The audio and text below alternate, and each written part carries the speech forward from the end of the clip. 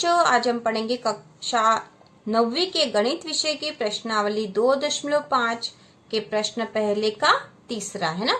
तीसरा वाला पढ़ेंगे। इसके पहले के पहला और दूसरा हम कर चुके हैं बच्चों। आपने यदि वो वीडियो नहीं देखा हो तो चैनल के प्लेलिस्ट में जाकर देख सकते हो, और या फिर आई लिंक का बटन जो आएगा इसमें आप क्लास 9th मैथ्स में देख सकते हो बच्चों। और इसी तरह के और वीडियो देखने के लिए क्लास 9th और 10th की सारी जानकारी के लिए आप हमारे चैनल को सब्सक्राइब कीजिए, जिससे कि आपको वीडियो की नोटिफिकेशन तुरंत मिल जाए।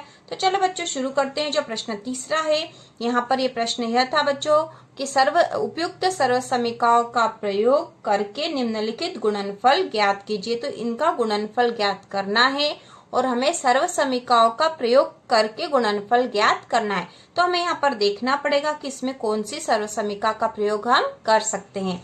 तो यहाँ में दिख रहा है बच्चों, ये 3x यहाँ पे भी और 3x यहाँ पे भी है ना। ये दोनों समान है, इसको x मान सकते हैं हम, है ना। x धन और 4 और ये 5 अलग अलग है, तो x धन a x ऋण b है ना। x धन a x ऋण b, इस सर्व समीकरण का हम प्रयोग कर सकते हैं। ये सर्व समीकरण इसके साथ उपयुक्त होगी, है ना। x के स्थान पर आ जाएगा 3x और a के स्थान पर 4, b के स्थान पर 5 आ जाएगा। ठीक है बच्चों। तो इस सर्व समीकरण का जो हल होता है वो होता है x का वर्ग धन a ऋण b x ऋण a b। ठीक है, ये इसका गुणनफल होता है और इसमें हम इसका मान रख देंगे। ठीक है, तो x के स्थान पर क्या लिखेंगे बच्चों, हम 3x लिखेंगे। a के स्थान पर क्या लिखेंगे, देखो a के स्थान पर क्या लिखेंगे हम a, है ना। 3x धन 4 है और यहाँ x धन a है, तो हम a के स्थान पर लिखेंगे 4 और b के स्थान पर क्या लिखेंगे बच्चों, x के स्थान पर तो वापस 3x आ गया और b के स्थान पर आ जाएगा 5। ठीक है, तो हम ये मान रख देंगे, ये वाले मान रखेंगे इसमें और इसका हल निकाल लेंगे तो हमें इसका गुणनफल प्राप्त हो जाएगा। तो देखो हमें किसमें मान रखना है, x का वर्ग धन a ऋण b x ऋण a b। ठीक है, तो सर्व समीकरण का वीडियो हमने अलग से बना दिया था बच्चों, जो कि आपको याद करनी है।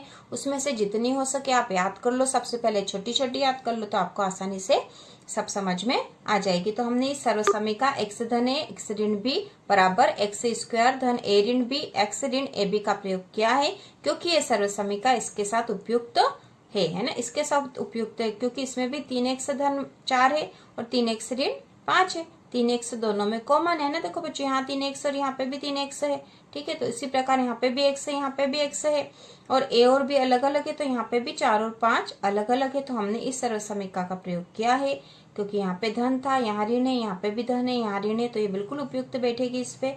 और हमने इस सर्व समीकरण का जो गुणनफल था वो लिख दिया है। अब हम इसमें इसका मान रख देंगे। तो x वर्ग के स्थान पर क्या लिखेंगे बच्चों, 3x का वर्ग, है ना। 3x का वर्ग धन a के स्थान पर क्या लिखेंगे 4 और b के स्थान पर ऋण 5, ये कोष्टक में है और इसके बाहर है x मतलब 3x ऋण ab मतलब a में b का गुणा है, मतलब 4 गुणा 5। ठीक है, ये हमने इसका मान रख दिया है। अब हम इसको हल कर लेंगे।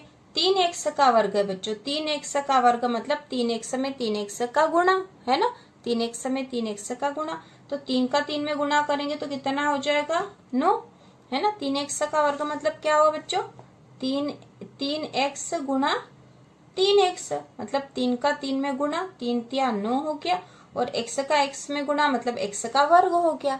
तो 3x का वर्ग में हो जाए 3x गुणा 3x हो जाएगा 9x का वर्ग। तो हम यहाँ लिख देंगे 9x का वर्ग धन 4 ऋण 5 है ना। 4 में से ऋण के 5 हमें घटाना है, तो कितने बचेंगे, ऋण का 1, है ना, ऋण का 1। ठीक है, ऋण का 1 बचा। इसमें 3x का गुणा करना हमें, ऋण 4 गुणा 5 है ना। 4 गुणा 5 मतलब 4 में 5 का गुणा, 4 पंजो 20 हो गए। ठीक है, 20 लिख दिया हमने यहाँ पे। इसको और सरल कर लेंगे, 9x का वर्ग धन ऋण धन का पहले इसमें चलो इसमें 3x का गुणा कर देते हैं, ऋण 3x का ऋण 1 में गुणा करा तो ऋण का 3x हो गया, है ना। 3x का ऋण 1 में गुणा करा तो ऋण का 3x हो गया, ऋण का 20, है ना। अब यहाँ पे हो जाएगा 9x का वर्ग धन, इस धन चिन्ह का इस ऋण में गुणा होगा, है ना बच्चों, तो ये कोष्टक हल होगा। धन का ऋण में करा तो हो गया ऋण, ऋण का 3x, ऋण का 20। ठीक है, तो यह इसका उत्तर हो गया है बच्चों, यह इसका गुणनफल हमें प्राप्त हो गया। 9x का वर्ग ऋण 3x ऋण 20, यह उपयुक्त गुणनफल हमें प्राप्त हो चुका है। तो बच्चों इसका जो अगला क्वेश्चन है, चौथा जो है बच्चों, वो है y का वर्ग धन 3/2, y का वर्ग ऋण 3/2। तो इस प्रश्न में हमें उपयुक्त सर्वसमीका का प्रयोग करके इसका गुणनफल ज्ञात करना है। तो देखो बच्चों इसमें कौन सी सर्वसमीका का हम प्रयोग कर सकते हैं।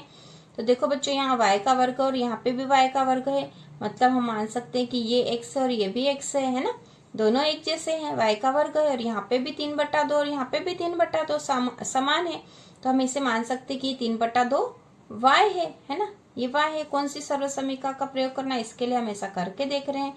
तो ये इस तरह की बन सकती है, x धन y x ऋण y। तो आपको याद होगा कि x धन y x ऋण y किसका हल आया था, x का वर्ग ऋण y का वर्ग। जब हमने ये सर्वसमीका याद करी थी, x का वर्ग ऋण y का वर्ग बराबर x धन y x ऋण y, इसका उत्तर आया था।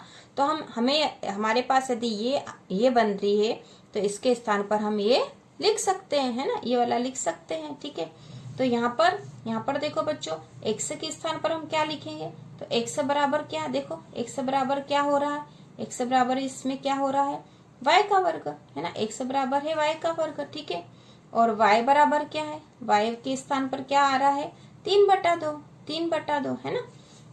तो अब हम इसको इस मान में रख देंगे। देखो बच्चों ये x का वर्ग ऋण y का वर्ग, है ना, x का वर्ग ऋण y का वर्ग कहाँ से लाए हम इसको, इस बहुपद के लिए हमने उपयुक्त सर्वसमीका का प्रयोग किया है, और यह उपयुक्त सर्वसमीका इस पे कौन सी हो रही है, x धन y x ऋण y, है ना, क्योंकि यहाँ दोनों समान है ना।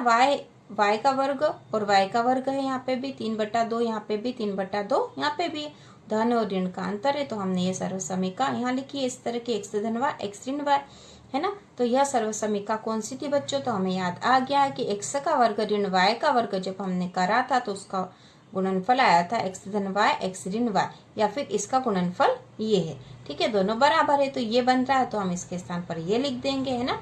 तो यहाँ पर x बराबर होगा y का वर्ग और y बराबर होगा 3/2। अब हम इसमें मान रख देंगे, तो x का वर्ग के स्थान पर क्या लिखेंगे बच्चों, y का वर्ग है, तो y का वर्ग है, और इस पूरे का वर्ग होगा, इस पूरे का वर्ग होगा, क्योंकि x के स्थान पर y का वर्ग है, x के स्थान पर y का वर्ग है, और यहाँ तो x का वर्ग लिखना हमें, तो x के स्थान पर हमने लिख दिया y का वर्ग और इस पूरे का वर्ग लगा दिया। ऋण y वर्ग के स्थान पर क्या होगा, 3/2 का वर्ग, 3/2 का वर्ग हो जाएगा इसके स्थान पर। ठीक है, तो y स्क्वायर है और इसके पूरे का होल स्क्वायर है 2। ठीक है, तो यहाँ पे क्या आ जाएगा बच्चों, y स्क्वायर और उसका पूरे 2 स्क्वायर हो गए। इसका मतलब क्या हुआ बच्चों, y स्क्वायर गुणा y स्क्वायर हुआ, है ना। ऐसे ही करते ना हम, यदि घात जितनी लगी हो उतनी बार उसका गुणा होता, तो y स्क्वायर गुणा y स्क्वायर होता। तो गुणा में तो घातें जुड़ जाती है, तो यहाँ पे हो जाएगी y की घात 4, y की घात 4 हो गई यहाँ पे, है ना। तो हमने यहाँ लिख देंगे y की घात 4। फिर ऋण 3/2 का वर्ग है ना, 3/2 का वर्ग मतलब क्या बच्चों, 3/2 गुणित 3/2, है ना, 3/2 गुणित 3/2। तो इसका बराबर होगा 3 का 3 में गुणा, 3 तिया 9 हो गया, 2 का 2 में गुणा, 2 दूनी 4 हो गए, मतलब यहाँ पे हो जाएगा 9/4। क्या हो जाएगा बच्चों, 9/4। तो y की घात 4 ऋण 9/4, ये इसका उत्तर हो जाएगा। ये हमने इसका गुणनफल ज्ञात कर लिया, ये इसका उत्तर है। ठीक है बच्चों, ये हमने कर लिया है। अब जब इसका पांचवा क्वेश्चन है, 3 ऋण 2x, 3 ऋण 2x और 3 धन 2x। ठीक है, 3 ऋण 2x और 3 ऋण 2x, तो यहाँ पे भी 3 है, यहाँ पे भी 3 है, तो हम मान लेंगे ये x है और ये भी x है, और 2x यहाँ पे भी, 2x यहाँ पे भी है, तो यहाँ पे भी हम मान सकते हैं कि x ऋण y, इसको भी मान लो y, है ना, क्योंकि दोनों समान है, x धन y। ठीक है बच्चों, तो आप देख ही रहे होंगे हमने जो ऊपर प्रयोग करा था x धन y x ऋण y था, है ना। तो हम इसको, क्योंकि ये गुणा में है, तो हम यदि इनको आगे पीछे भी लिख दे तो कोई फर्क नहीं पड़ेगा। पहले यदि हम x ऋण y लिख दे और फिर x धन y लिखे तो कोई फर्क नहीं पड़ेगा, आएगा तो वही। तो यहाँ पे ऐसा ही है बच्चों, x धन y x ऋण y, क्योंकि दोनों गुणा में है तो इनको आगे पीछे लिखा जा सकता है, ऐसे कोई फर्क नहीं पड़ेगा। तो हम इसे मान सकते हैं कि x धन y x ऋण y है और इसका हल होता है x का वर्ग ऋण y का वर्ग। ठीक है, x का वर्ग ऋण y का वर्ग। तो यहाँ पे x क्या है बच्चों, x क्या बताओ आप, x क्या है, x क्या है यहाँ पे 3 है ना। x बराबर क्या कहेंगे हम 3 है।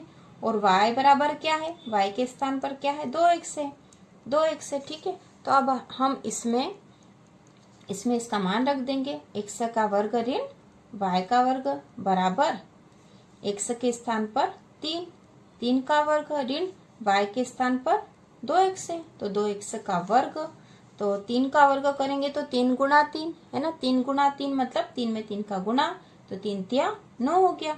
2x का वर्ग है मतलब 2x गुणा 2x है ना, तो 2x गुणा 2x मतलब 2 में 2 का गुणा, तो 2 दूनी 4, x में x का गुणा मतलब x का वर्ग। ठीक है, तो यहाँ हो जाएगा 4x का वर्ग। ठीक है, तो यहाँ कैसे करा था बच्चों, 2 का 2 में गुणा करा, 2 का 2 में गुणा करा तो 4 आ गया। x का x में गुणा करा है ना, तो गुणा में घातें जुड़ती है, x में एक घात है ही सही, एक लिखने की आवश्यकता नहीं होती, तो 1 और 1 2 हो गई है ना, तो x की घात हमने लिख दी 2। तो यहाँ उत्तर आ गया बच्चों 9 ऋण 4x का वर्ग। ठीक है, ये इसका उत्तर आ गया, हमने इसका गुणनफल ज्ञात कर लिया है।